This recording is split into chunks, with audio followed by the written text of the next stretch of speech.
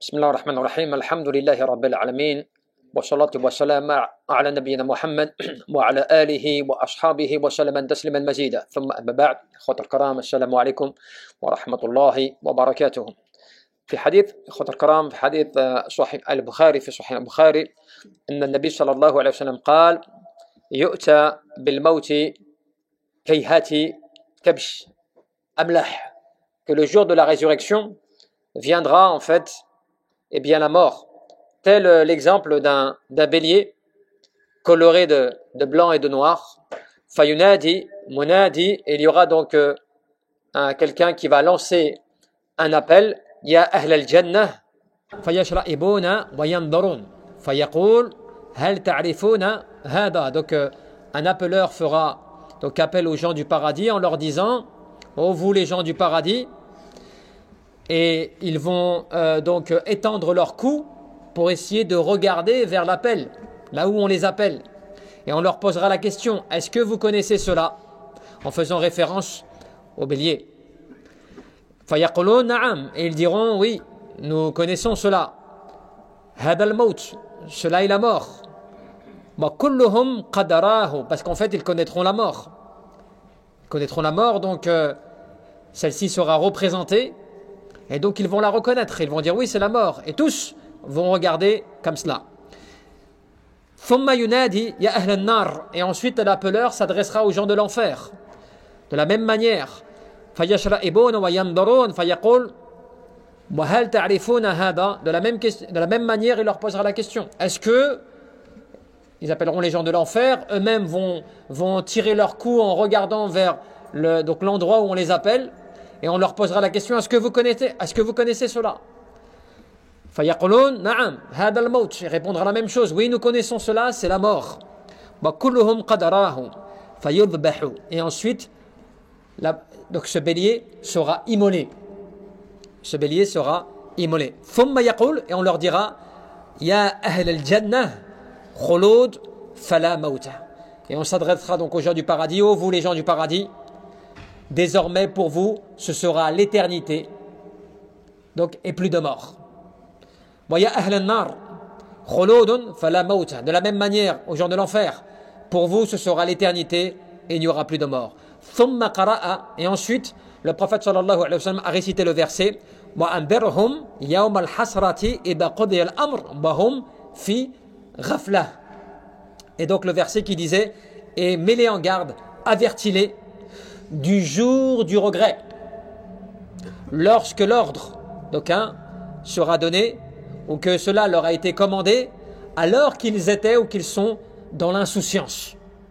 Wa ha'ula'i fi ghaflati ahlu dunya wa hum la yu'minun.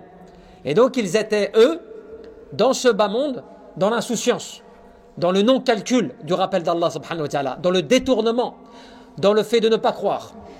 Et c'est comme cela qu'on te dit, al-ulama ahlul hadith, les savants du hadith, te disent: kana an-nabi sallallahu alayhi wa sallam يعني يرقق قلوب الناس بالترغيب تارة وبالترهيب أخرى. La méthodologie du prophète sallallahu alayhi wa sallam, qu'était-elle? Eh bien, elle était qu'il avait dans son prêche la façon de faire qui faisait qu'avec les gens, il encourageait au bien et en même temps, il mettait en garde vis-à-vis du mal. D'une manière, des fois, il pouvait prêcher en annonçant la bonne nouvelle. Pour ça qu'on dit que Bashiran wa nadira. Toi, il était quelqu'un qui annonçait la bonne nouvelle du paradis, de la récompense, de l'effort pour Allah subhanahu wa ta'ala, pour celui qui s'y adonne. Voilà la récompense, la promesse d'Allah azza wa jal. Et d'un autre côté, bien évidemment, la mise en garde à celui qui négligera, à celui qui se détournera, celui qui n'entendra pas, celui qui refusera, et ainsi de suite. Donc c'était la méthodologie. وَكَانَ يُخْبِرُهُمْ بِمَا يعني أطلع الله عز وجل من أمور يوم القيامة. Et de la même manière, le prophète sallallahu alayhi wa sallam avait donc cette tendance à adoucir les cœurs. Mais les cœurs, de sorte que ces cœurs-là aussi puissent être avertis, un cœur averti, qui ne soit pas dans l'insouciance. C'est pour cela que c'est important, ibadallah, que dans aussi, comme les ulama te le disent, le prêche, et dans le fait aussi comment toi tu portes la parole à ton prochain, eh bien c'est de bien prendre en compte qu'il faut que son cœur soit affecté, qu'il faut que son cœur soit à l'écoute. Et pour cela, tu dois adapter, tu vois, les maqam ou maqal. Tu vas parler, bien sûr, en conséquence des gens que tu as en face de toi. Tu vas faire attention à qui tu t'adresses, comment tu t'adresses à lui. Parce que l'objectif de tes paroles, c'est qu'il puisse les accepter avec son cœur et que celles-ci puissent lui adoucir. Et des fois, l'adoucissement du cœur, il ne se fait pas simplement avec des belles paroles, comme certaines personnes le pensent. Des fois, des personnes disent oui, mais il faut annoncer la bonne nouvelle aux croyants, il faut arrêter les rappels où on leur fait peur, des choses comme cela. Tu vois, en oubliant que ce n'est pas une peur pour une peur. C'est le fait que quand toi, finalement, tu sais que tu dois rendre des comptes, que tu te rappelles, Yawm al-Qiyamah, Yawm al-Hashrah, le jour des regrets, tout cela où tu vas rendre des comptes, que tu seras interrogé sur tes œuvres, sur tes actes, que l'on va te demander des comptes de ce que tu as fait, de ton argent, de tout cela, eh bien c'est une façon de t'adoucir ton cœur, pour que tu te rabaisses un petit peu et que tu fasses preuve d'humilité à l'égard d'Allah subhanahu wa ta'ala. Et que tu craignes Allah azza wa jal, que tu le craignes, alladhina yakhshawna rabbahum bil ghaib lahum maghfiratun wa ajrun kabir, parce que tu vois, Allah jalla fi'ala a fait l'éloge de ceux qui craignent leur Seigneur alors qu'ils ne le voient pas. Voilà ceux qui auront une énorme récompense. C'est qu'en fait, la personne, elle est dans la crainte d'Allah azza wa jal. Et comment tu crains Allah? Est-ce que tu crains Allah lorsqu'on te parle uniquement, oui, tu vois le paradis, hein, les huris du paradis, la récompense, le bonheur? Il y a des gens qui ne pensent qu'à cela. Mais il ne faut pas que tu oublies que pour atteindre cela, il faut purifier tes œuvres. Il faut purifier ton cœur, il faut purifier ton adoration d'Allah subhanahu wa ta'ala. C'est pas juste tu adores Allah azza wa jalla comme cela, oui j'adore Allah. Oui, moi je suis adorateur d'Allah subhanahu wa ta'ala. Mais est-ce que Allah subhanahu wa ta'ala accepte tes œuvres? Est-ce que Allah aime ce que tu fais? Fais ma yani, tuhibbu yani, wa talaba, de ce que Allah jalla fi'ala aime, ô toi Allah que tu aimes et que tu agrées. C'est cela l'adoration d'Allah azza wa jalla. La véritable adoration d'Allah subhanahu wa ta'ala avec, yani alhamdulillah, l'aqidah, sahiha, tu vois, un dogme, une croyance. Tu vois, où tu es bon, tu es dans l'authentique, dans l'authenticité de ce que Allah Jalla fi'ala aime. وفي هذا الحديث عباد الله, dans ce hadith, أن النبي صلى الله عليه وسلم te dit quoi? أنه يعني يؤتى بالموت وهو مخلوق من مخلوقات رب العزة. Déjà, il faut que tu t'arrêtes à cela. La mort, le jour de la résurrection, elle sera représentée. Tu vas la voir, la personne la verra comme un bélier. Tu vois? Mais pourquoi? Parce que la mort fait partie des créations d'Allah subhanahu wa ta'ala. Allah a créé la mort, n'est-ce pas? Il a créé la mort, il a créé la vie. Cela fait partie de la création qu'Allah Jalla fi'ala a faite, hein, parmi ses créatures. Alladhi khalaqa al-mawta wal-hayata. Il est celui qui a créé la vie et la mort. Liyabluwakum ayyukum ahsanu amala. Mais pourquoi? Pour vous mettre à l'épreuve et voir celui d'entre vous qui allait le mieux agir. Donc, cela fait partie des créations d'Allah Jalla fi'ala qu'il a faites. Wa yadullu alayhi. Donc ce verset vient te prouver que la mort, comme la vie, est créée par Allah azza wa jalla. وذلك الموت يعني يصور يوم القيامة كيهاتي كبش أملح. Et tu vois, cette mort, elle a été représentée par un bélier. Un bélier, أي فيه بياض وسواد. Il y a une partie de ce bélier qui est blanc et une autre partie qui est noire. لكن سواده أقل. Simplement, tu vois, son côté noirâtre, eh bien, est plus discret. Wal-kabsh, yani, comme tu vois, Allah Jalla fi'ala a choisi cet animal pour représenter la mort, pour représenter, eh bien, ce qui devait être fait. Fayunadi, munadi, et tu as de celui qui appelle. Qui sont ceux qui appellent? Yaqul al-malik al-muwakkal bin nida. Ce sont, comme l'ulama al-hadith te dit, ce sont ceux que Allah Jalla fi'ala a mandatés. Ce sont les anges mandatés par Allah Azza wa Jal pour le jour de la résurrection, faire appel, tu vois, aux gens du paradis et de l'enfer.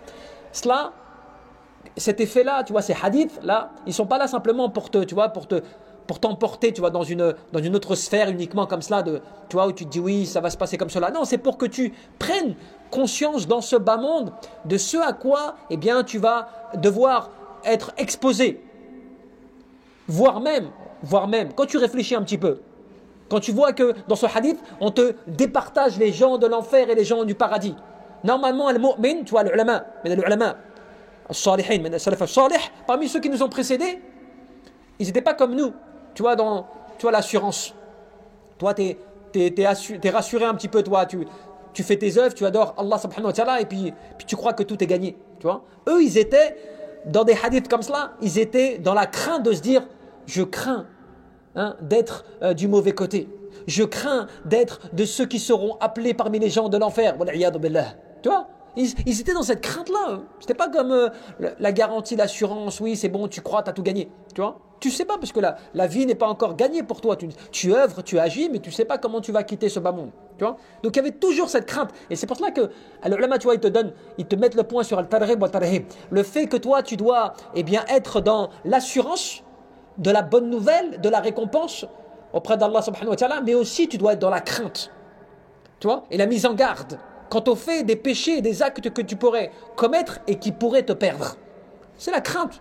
Tu es là, tu vois, tu jongles entre les deux, tu vois, al-khawf, yani al-raja' wal-khawf, tu es dans l'espérance, mais aussi tu crains, tu vois, toujours avec bien sûr dans ton cœur nourri d'adoration d'Allah Azza wa Jal, de tawhid vis-à-vis d'Allah subhanahu wa ta'ala, du fait que c'est lui seul que tu crains, c'est lui seul que tu adores, c'est auprès de lui seul que tu recherches le secours, c'est seulement lui que tu invoques, c'est auprès de lui seul que tu recherches l'assistance et ainsi de suite. Tout cela doit être ta source principale d'alimentation dans ton cœur pour adorer Allah subhanahu wa ta'ala. Et ensuite, tu vois, on te donne des détails.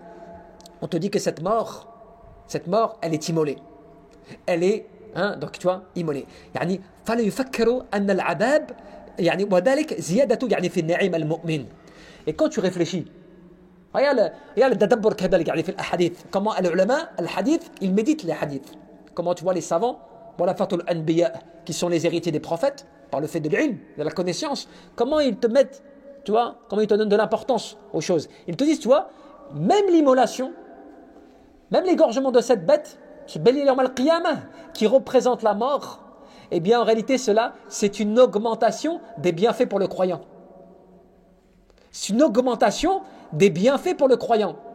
Comment cela? Comment l'immolation de la bête, de le bélier qui représente la mort est une augmentation des bienfaits pour le croyant? Eh bien ça annonce quoi au croyant? Regarde ce dans quoi tu es, toi min ahl al-jannah, parmi les gens du paradis, sache désormais que tu seras dans cette demeure de manière éternelle, plus de mort. Bushra, c'est une bonne nouvelle. Forcément, les gens du paradis reçoivent cela, c'est une grande nouvelle pour eux. Tu vois, c'est comme si quelque part que tu as la promesse d'Allah subhanahu wa ta'ala, mais cette promesse, elle se concrétise au moment où on t'annonce désormais Ya Ahl al-Jannah. C'est fini, oh vous les gens du paradis, désormais c'est bon. Vous avez atteint la demeure finale. Vous avez atteint la récompense et la promesse d'Allah subhanahu wa ta'ala. Qu'est-elle? Le fait que vous êtes les gens du paradis, et du paradis, eh bien vous n'y sortirez plus jamais. Ou jamais. Et aussi, vous ne mourrez jamais. Donc la béatitude et le plaisir dans lequel vous serez de manière inimaginable, puisque ni l'esprit humain n'a imaginé, ni les yeux n'ont vu, ni l'oreille n'a entendu, équivalent au paradis, eh bien désormais pour vous c'est l'éternité. Sans fin, plus de mort. Donc c'est une bushra, c'est une bonne nouvelle. Donc c'est une augmentation eh bien, des bienfaits d'Allah Azza wa Jal vis-à-vis forcément des croyants. Et c'est le contraire, pour Ahl al-Nar. C'est une augmentation de la calamité. C'est une augmentation de la détresse.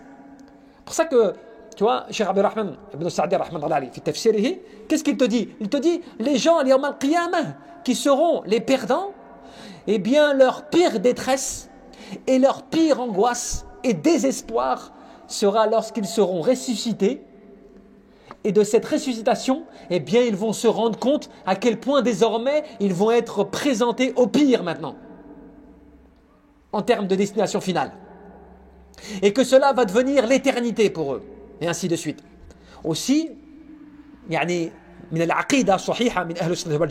parmi le dogme des croyances, de la croyance authentique du croyant, du musulman, qu'est-elle? Eh bien, tu as à travers ce hadith le fait que le croyant, tu vois, quand il rentre dans le Jannah, c'est sans fin. C'est l'éternité. Tu vois? Pareil pour l'opposé. Tu ne dois pas croire qu'un jour tout va s'estomper. Un jour il n'y aura plus de paradis, un jour il n'y aura plus de genre de l'enfer, où l'enfer sera un moment, tu vois, éliminé, ou terminé, sera détruit. Tu vois? Et il n'y aura plus rien. Non, tu comprends à travers ces paroles, quand Allah Jalla fi'ala informe son prophète sallallahu alayhi wa sallam khalidina fiha kadhalik fil Coran, quand Allah Jalla fi'ala, souvent dans le Coran il te dit et ils y demeureront éternellement. Les ulama, tu vois, hadith pour le Coran, ahlul tafsir, parmi les savants du tafsir, te disent bien que cela met en avant l'éternité. Tu vois, l'éternité de Jannah et l'éternité de l'enfer, sans fin, tu vois. Wa kadhalik, eh bien, comme tu vois encore, le prophète sallallahu alayhi wa sallam, qu'est-ce qu'il fait? Il récite après le verset. Yani, wa'andarhum, mais avertis-les. Avertis-les. Qui ça? Les gens. Hey, andar ya Muhammad sallallahu alayhi wa sallam. Oh, toi Muhammad, avertis les gens. Préviens-les. Jami'an nas, yawm al-hasrah. Préviens l'ensemble des gens.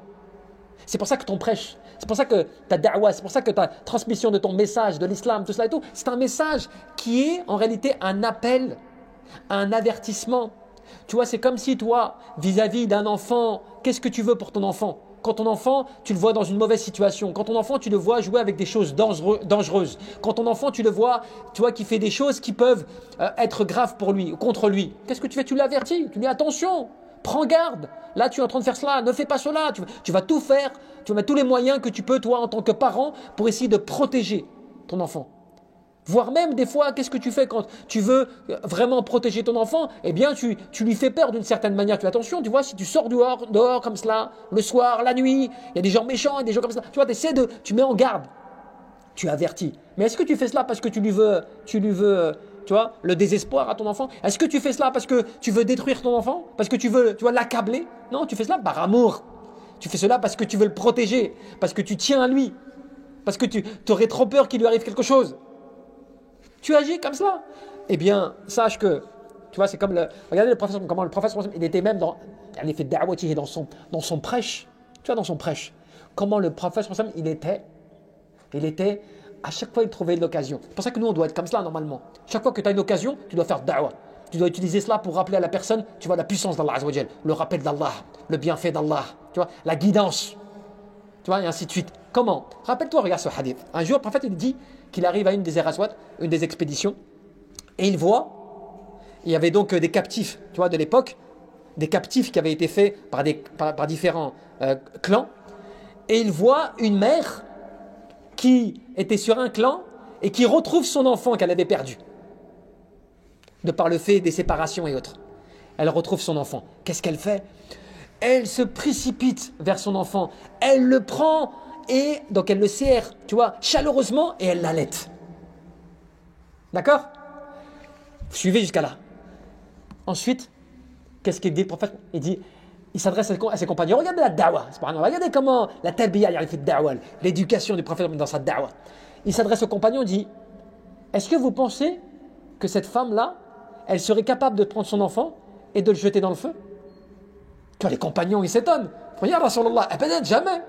Comment? Parce qu'ils ont vu la scène, tu vois. Ils ont vu la femme qui prend l'enfant, qui le serre chaleureusement, qui l'allaite. Donc ils se disent, impossible. Eh bien, le prophète, quoi dit? Il dit, eh bien, Allah Jalla fi'ula est bien plus miséricordieux et doux vis-à-vis de son adorateur que l'est cette mère pour son enfant. Tu vois le message, comment il passe? Vous voyez comment le message il est passé, la da'wa, comment il est passé là? Là, le prophète il a fait quoi? Il a donné des exemples. Tu vois, il a montré un exemple. Et tu vois cet exemple, les exemples comme cela, beaucoup, كثير من العلماء استجوا ومنهم شاب العثيمين في شرح رياض الصالحين dit quoi? Il dit, le fait que toi tu donnes des paraboles et des exemples, cela a un poids énorme. Quant au fait, tu vois, du message que tu veux passer aussi des fois, pour que la personne comprenne bien. Toi, que la personne, elle perçoit bien. Tu vois, le message que tu veux lui transmettre. Tu vois, تلك الأمثال نضربها للناس لعلهم يتفكرون كما قال جل في علا في كتابه. Tu vois, quand Allah جل في علا te dit, et voilà des paraboles, des exemples, tu vois, pour les gens, afin qu'ils comprennent, afin qu'ils méditent, qu'ils réfléchissent. Tu vois, donc c'est important. Et regarde, le prophète, c'est ce qu'il a fait. Sallallahu alayhi wa sallam. Il a donné une parabole, un exemple, pour expliquer aux gens. Expliquer quoi? La miséricorde d'Allah. Et qu'est-ce qu'il fait à travers cela? Eh bien, il fait rassurer. Il rassure les gens. Tu vois, il leur rappelle. Regardez votre Seigneur, comment est-ce qu'il est bon avec vous. Regardez votre Seigneur, comment est-ce qu'il est le Tout-Puissant. Comment vous devez revenir vers lui. Comment vous devez, tu vois, être sincère à son égard. C'est une façon de travailler, tu vois, l'yaqin, l'iman, l'ikhlas, tu vois, dans le cœur de la personne. En lui montrant des exemples comme cela. Et donc le prophète, qu'est-ce qu'il fait? Allah Jalla fi'ala lui dit, mets en garde, avertis les gens du jour du regret. Yani, يوم القيامة يتحسر المسيء ويندم إذا لم يحسن. Le jour du regret, ce jour-là, eh bien, min asma'i, يوم القيامة, ça fait partie des noms du jour de la résurrection. Alors, les ulama de tafsir, certains te disent que Allah Jalla fi'ala a mentionné jusqu'à 50 noms différents pour mentionner Yawm al-Qiyamah. Tu vois, jusqu'à 50 noms. Et parmi ces noms-là, vous avez le jour du regret. Le jour du regret, c'est un des noms. Yawm al-Hashra. Al-Hashra, c'est le jour où la personne, comme c'est expliqué, la personne ce jour-là, elle regrettera les péchés qu'elle a commis et elle regrettera tout ce qu'elle n'a pas fait de bien. Ce jour-là, c'est le regret. Comme le disait l'imam Ahmed, il disait, tu vois, ad-dunya, tu vois, darul amal, wal akhirah, darul jaza. Ce bas monde, voilà, c'est les actions. Et l'au-delà, c'est la récompense. Man lam ya'mal huna, nadima hunak. Celui qui n'agit pas dans ce bas monde, il va le regretter le jour de la résurrection. Tu vois, le jour du regret. Et, qu'est-ce qu'on te dit? Et ce jour-là du regret, la personne, elle va regretter le fait de ne pas avoir fait plus de bien.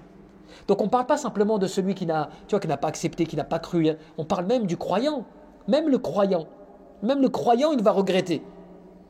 Pas forcément dans le point où cela va le perdre, mais il va regretter, il va regretter le fait finalement, de par le fait de ce qu'il lui a annoncé, ou de la récompense possible, ou des degrés possibles, il va regretter de ne pas avoir fait plus.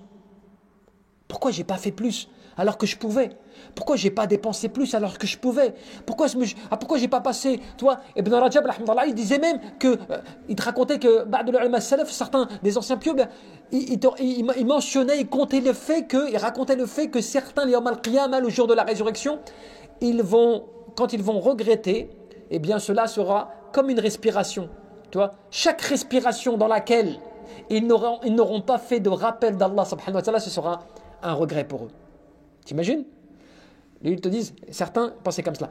Chaque respiration dans laquelle tu n'auras pas mentionné, tu n'auras pas fait un rappel d'Allah subhanahu wa ta'ala, ce sera un regret. Cela ne veut pas dire que c'est une obligation en soi, mais cela veut dire, tu vois, quand on parle, tu vois, quand dans la journée des fois, quand tu n'as rien à faire, le fait que tu respires et tu respires, tu inspires, et bien celle-là, en fait, tu peux même le faire dans l'adoration. Tu vois, subhanallah walhamdulillah, subhanallah walhamdulillah, tu vois, tu peux le faire. Ibn Taymiyyah, il disait quoi?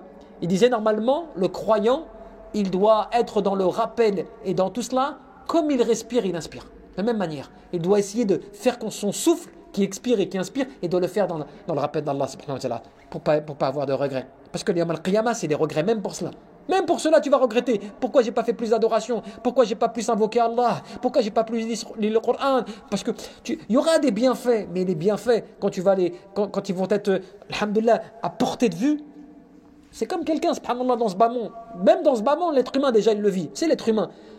Maintenant, je vous donne un exemple qui est batal, qui est caduc. Mais c'est un exemple pour vous montrer à quel point, tu vois, certaines personnes, des fois, ils ne se rendent pas compte.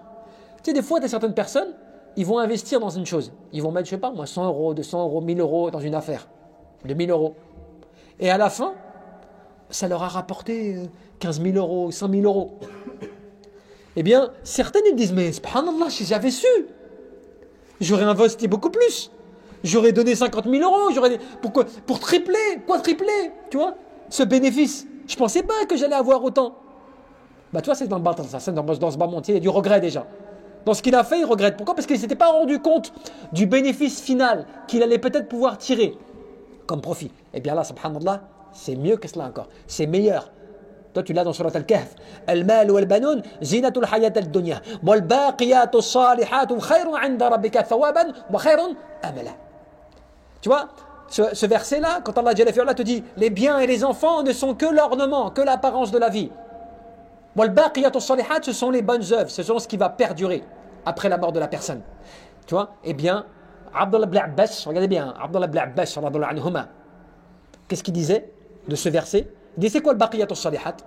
Il disait le baqiyatu salihat, il disait c'est le kalimat, c'est les paroles, subhanallah, walhamdulillah, wa la ilaha illallah, wallahu akbar, wa la hawla wa la quwwata illa billah. Pour lui, c'était ça le baqiyatu salihat.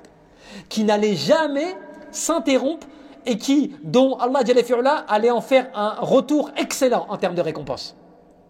Tu vois, subhanallah, même dans le Coran, à travers des versets, dans l'ombre des versets, si on peut dire, tu vois, que tu comprends, et il y a des choses, des secrets que le lama, les sahaba, tout ça et tout, ils t'ont expliqué. Enfin, pour terminer, Allah Jalla fi'ala, dans le verset, il dit quoi? Wa hum fi ghafla, yani fi dunya. إذ الآخرة ليست دار غفلة وهم لا يؤمنون. Parce que tu sais l'au-delà, cette dunya, ce bas monde, ça représente al-ghafla. Tu sais ce bas monde, ça représente l'insouciance. Toi tu vis dans ce bas monde, toi tu vis, tu adores Allah, tu fais tout cela, c'est vrai, mais c'est une demeure quand même qui te mène à l'insouciance. Personne ne va te dire non, tu vois, dans ce bas monde, moi je suis parfait, je maîtrise mon temps, je maîtrise mes journées, c'est pas vrai. C'est un mensonge cela, tu peux pas dire cela. La réalité, avec ce bas monde est un monde qui te mène à l'insouciance. D'une manière ou d'une autre. Si tu n'es pas dans le rappel, mais c'est un gros travail, si tu n'es pas dans le rappel quotidiennement, tous les jours et tout, il t'emmène au fur et à mesure dans l'insouciance. Alors que l'au-delà, aucunement c'est la demeure de l'insouciance. L'au-delà, c'est la demeure de la récompense. C'est la demeure du plaisir, de la jouissance. C'est la demeure, tu vois, du retour du bien, de tout ce que tu as œuvré dans ce bas monde. Qu'est-ce que tu comprends pour résumer de ce hadith? Khulud al-nar. Tu comprends l'éternité des gens de l'enfer. Cela veut dire il n'y aura plus de fin. Ce sera éternel. Bala mauta wala hayata nafi'a wala raha. Wal billah pour celui qui n'a pas cru. Plus de mort. Mais cela veut dire aussi, regarde bien, qui dit plus de mort? Qu'est-ce que cela veut dire? Cela veut dire une vie éternelle, mais une vie éternelle comment? Une vie éternelle qui n'est plus avec plus repos. Pour les gens, tu vois, de nar, c'est la vie éternelle sans repos. T'imagines? Tu vois la gravité de la chose? Wala yakhrujuna minha. Jamais n'en sortiront. Cela, c'est le dogme de croyance authentique des gens de la sunna.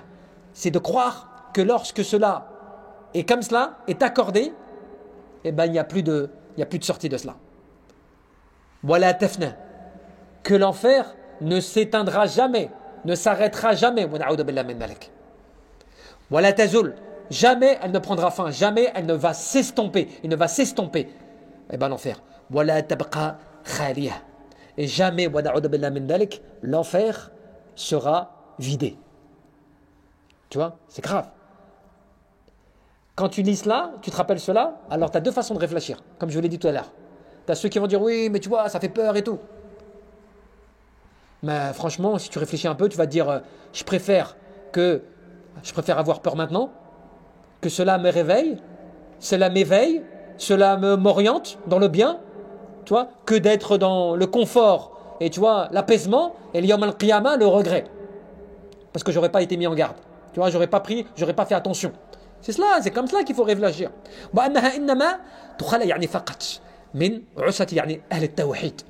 Les seules personnes qui, s'ils devaient passer par le fait de leur grand péché et qu'ils devaient passer à l'enfer, eh bien c'est les gens de l'unicité d'Allah subhanahu wa ta'ala, ceux qui auront ne serait-ce le poids d'un atome de foi dans leur cœur, eh bien ils sortiront de l'enfer pour entrer au paradis. Tu vois, c'est cela.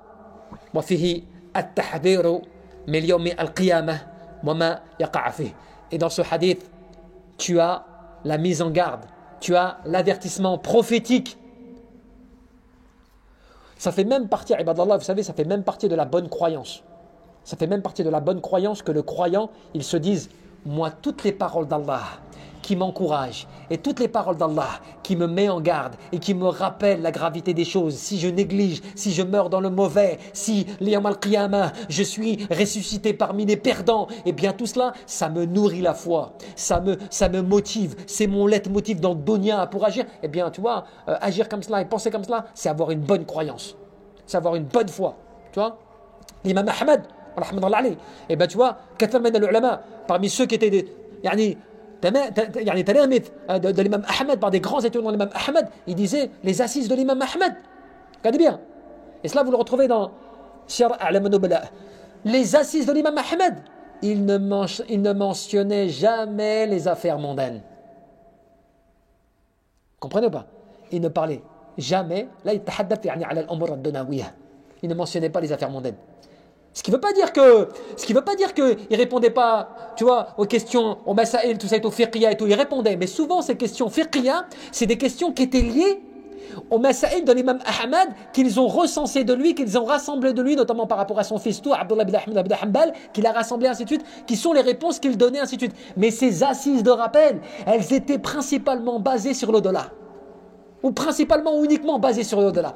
Voilà comment étaient ceux qui nous ont précédés, tu vois, et comment ils donnaient de l'importance au rappel d'Allah, à l'au-delà, au rappel, tu vois, de la piété des cœurs, tout cela et tout. Parce que c'était pour eux le primordial, c'était la potion nécessaire pour pouvoir en fait être guidé. Wallahu a'lam, wa sallallahu tabaraka wa ta'ala, an yarzuqana al-ikhlas fil qulub wal 'amal wan niyyah. Allahumma rabbana faghfir lana warhamna wa hdina ala sirat al-mustaqim, sirat alladhina an'amta